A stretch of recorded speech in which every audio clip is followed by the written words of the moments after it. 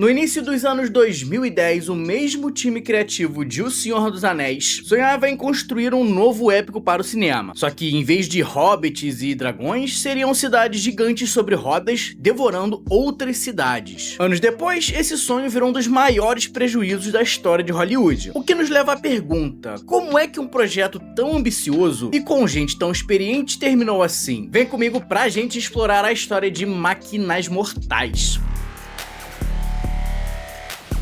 Oi galera, eu sou o André Con, seja muito bem-vindo ao Conversando, e hoje vamos conversar sobre um filme esquecido por muita gente, mas que se tornou um dos maiores flops financeiros da história do cinema. Se você tava morando em Marte, Máquinas Mortais chegou aos cinemas em 2018, buscando manter viva a chama das adaptações de livro infanto-juvenis nas telonas. O filme adaptava o primeiro dos 4 livros do universo do autor Philip Reeve, uma saga publicada inicialmente lá no comecinho dos anos 2000. A história do filme se passa num futuro distante pós-apocalíptico, onde, depois de um imenso cataclisma, os humanos foram obrigados a se readaptarem à sua nova realidade. Agora, as cidades existentes são móveis e se locomovem por aí, buscando recursos para a sua sobrevivência. E desse jeito, as cidades maiores se tornam predadoras e as menores presas, praticando o que eles chamam de darwinismo municipal. No meio disso tudo, a gente conhece a misteriosa Hester Shaw, uma mulher com um passado desconhecido que tenta assassinar um dos manda-chuvas da cidade predatória de Londres. E só por essa sinopse já dá pra gente falar de um dos grandes desafios que esse filme vai enfrentar, porque certamente já tem uma galera aí que ouviu sobre esse conceito e achou que ele é extremamente criativo, interessante e diferente, mas com certeza tem uma outra galera que ouviu isso e pensou: nossa, mas que coisa estúpida, quem é que vai querer ver isso? É o tipo de trama que é difícil de vender pra muita gente porque ela é muito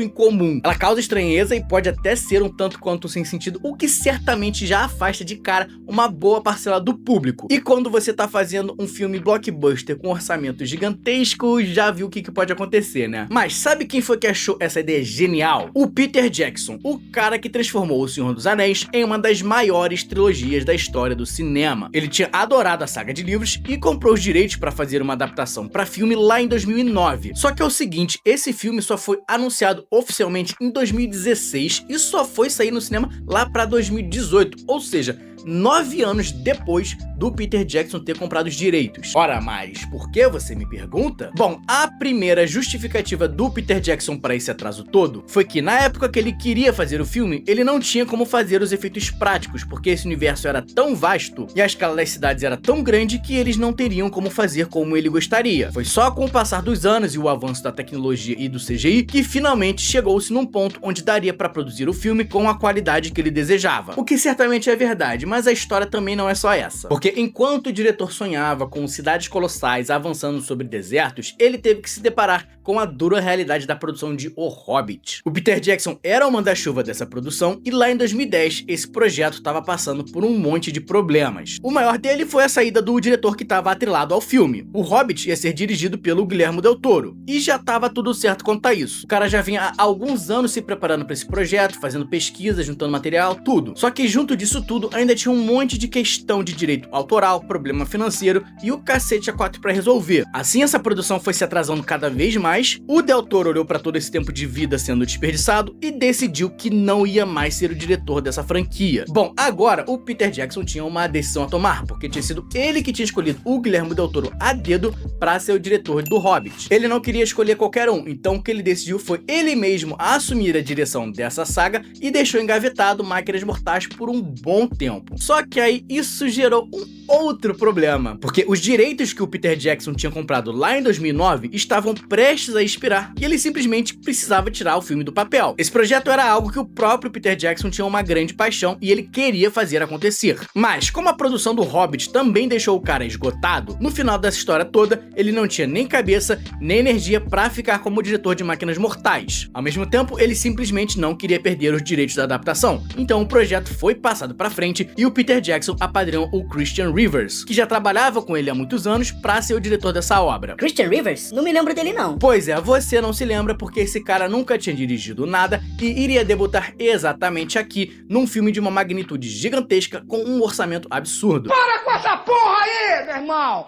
Eu não sou nenhum babaca, não! Aliás, gente, essa história não é algo inédito lá em Hollywood não, tá? Porque a gente viu exatamente a mesma coisa acontecendo lá na produção de Eragon, que o diretor era um especialista em efeitos visuais, nunca tinha dirigido nada e tava estreando numa mega franquia de fantasia. Coincidência ou não, os dois foram um grande fracasso. Mas pra te falar a verdade, Máquinas Mortais ainda tinha alguma esperança, porque o roteiro ficou nas mãos da Fran Walsh e da Philippa Boyens, que também trabalharam nos roteiros da trilogia de filmes do Senhor dos Anéis. Então, pelo menos aqui, a gente tinha uma galera experiente e que sabia contar uma boa história. Por elenco desse filme, não chegou nenhuma grande estrela, e a cara mais conhecida era a do Hugo Weaving. Assim, em fevereiro de 2017, as filmagens começaram e, sem passar por outras grandes turbulências, Máquinas Mortais teve um orçamento de 100 milhões de dólares para trazer esse universo pro cinema. O Peter Jackson tava lá, super animado, super empolgado, falando impossíveis sequências, mas aí o filme estreou e só se falava de outra coisa. Cara, sério, esse filme aqui passou batido, o famoso nunca vi, nem comi, nem ouvi falar. Sabe quanto dinheiro esse filme aqui fez na sua estreia? Não tô brincando não, tá? E lembrando que esse filme aqui custou 100 milhões de dólares sem contar com o marketing. O filme fez apenas 7 milhões de dólares quando ele estreou. E dali pra frente, meu irmão, foi só pra trás. No total, Máquinas Mortais arrecadou somente 15 milhões nos Estados Unidos e, no geral, contando o mercado internacional, 83 milhões. Esse filme precisava fazer ali pela casa de 200 milhões de dólares pra cima pra ter alguma chance de sucesso. Cara, esse flop foi tão absurdo que ele é considerado um dos maiores fracassos financeiros da história de Hollywood, com um papo de prejuízo de 200 milhões, tá? É coisa de maluco. Mas e aí, por que é que ninguém foi ver no cinema? Esse filme é tão ruim assim mesmo?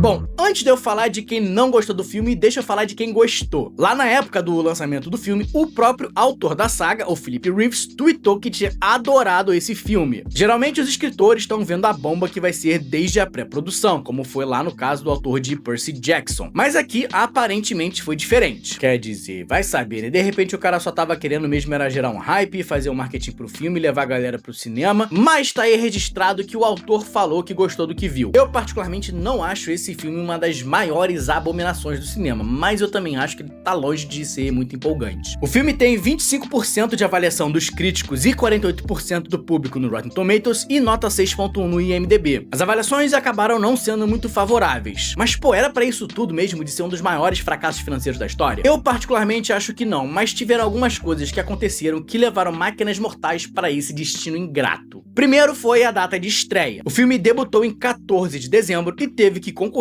com Homem-Aranha no Aranhaverso, numa época em que o momento cultural era completamente voltado para a franquia de super-herói. Aliás, 2018 também foi o ano que estreou nada menos que Vingadores Guerra Infinita, ou seja, as pessoas só queriam saber de Marvel e boa parte do público-alvo era exatamente essa galera que tava vendo Homem-Aranha no Aranhaverso. Aliás, um outro filme que estreou esse ano e teve um orçamento igual ao de Máquinas Mortais, ali na casa de 100 milhões de dólares, foi o Venom da Sony, que na época um monte de gente deu pancada, falou que era ruim, chamou a mãe de galinha e o pai de coxinha, mas o filme fez simplesmente 856 milhões de dólares, um lucro absurdo impulsionado pelo momento cultural do cinema. E como se já não fosse difícil o suficiente, na semana seguinte, Máquinas Mortais ainda teve que enfrentar Aquaman e Bumblebee, ou seja, ele tava ali travando uma batalha que já tinha perdido antes de começar. E uma outra questão que também prejudicou esse filme, que também tá atrelado ao momento cultural do cinema, é que nessa época as adaptações de livro infanto-juvenil já estavam ali pelos seus últimos dias. Em especial essas obras de distopia. A gente teve o último filme de Jogos Vorazes lá em 2013, 5 anos antes de Máquinas Mortais, e depois a saga Divergente, que teve um filme lançado em 2016, sendo que o último que iria fechar essa saga nos cinemas foi cancelado e esse universo aqui nem teve um final apropriado. Ou seja, Máquinas Mortais estava ali pelo menos uns 5 anos atrasado pra festa. E aí quando a gente junta tudo isso com o que eu falei lá no início, que essa é uma trama difícil de vender para um público mais amplo, por ser uma parada bem incomum, ele se torna um filme muito difícil de gerar hype, de fazer marketing. Eu até acho que se esse filme tivesse saído lá em 2011 ou 2012, talvez ele tivesse alguma chance. Mas em 2018, meu irmão, realmente só se fosse uma coisa espetacular. E sinceramente esse filme não é. Quer dizer, na verdade eu até acho esse filme legal, tá? Ele tem uma ambientação muito maneira e eu realmente curto essa ideia insana de cidade sobre rodas devorando tudo. Acho que os efeitos são realmente bonitos e você consegue se imergir legal na proposta do filme. Mas eu acho que esse filme tem um problema de tamanho. 9 centímetros é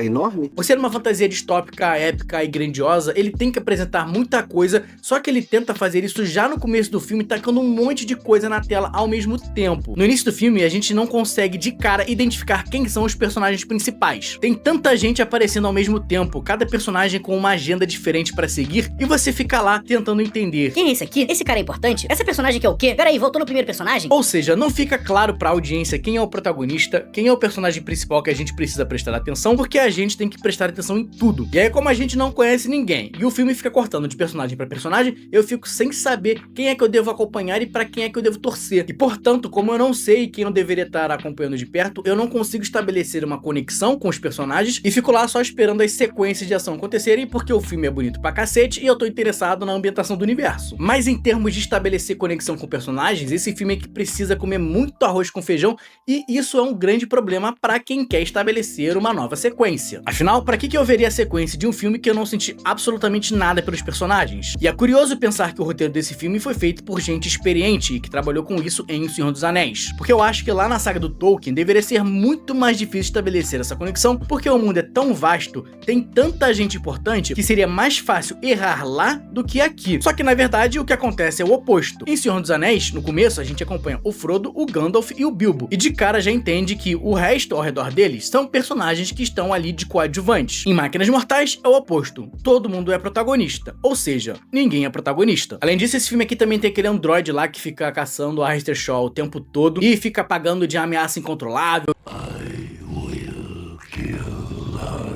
que vai fazer acontecer, mas quando chega na hora H, Eu não queria mesmo. E bem, a última coisa que eu acho que atrapalhou um possível sucesso de Máquinas Mortais é o nome dessa marca. Porque esse filme queria ser uma coisa absurda no cinema. Começar com um filme que abrangia muita coisa dentro desse universo, que mostrava que tinha isso e aquilo e mais aquilo outro, mas simplesmente não é uma obra que seja tão famosa quanto eram as grandes adaptações infanto-juvenis. Máquinas Mortais não é uma marca estabelecida como era Harry Potter, ou Crepúsculo, ou a própria Bússola de Ouro no mundo literário. E aí acabaram pegando uma marca que não era tão reconhecida no mundo e que tinha uma premissa que não era tão fácil de vender, tacaram um orçamento de 100 milhões de dólares e eu acho até que fizeram um belo espetáculo nas telas, mas em termos de história e de estabelecer conexão com os personagens, que são as coisas que fazem o público comprar essa ideia e consequentemente se converter como fãs para esse universo, esse filme ficou devendo muito. Máquinas Mortais chegou com um orçamento altíssimo e expectativas grandes por parte do seu idealizador, mas os problemas de produção do Hobbit que forçaram uma troca no comando da produção, o momento cultural do cinema desfavorável para distopias infanto-juvenis, além de uma competição absurda e pouco reconhecimento da marca, transformaram esse filme em um dos maiores fracassos financeiros da história. Antes de você, deixa aí nos comentários se você curtiu esse filme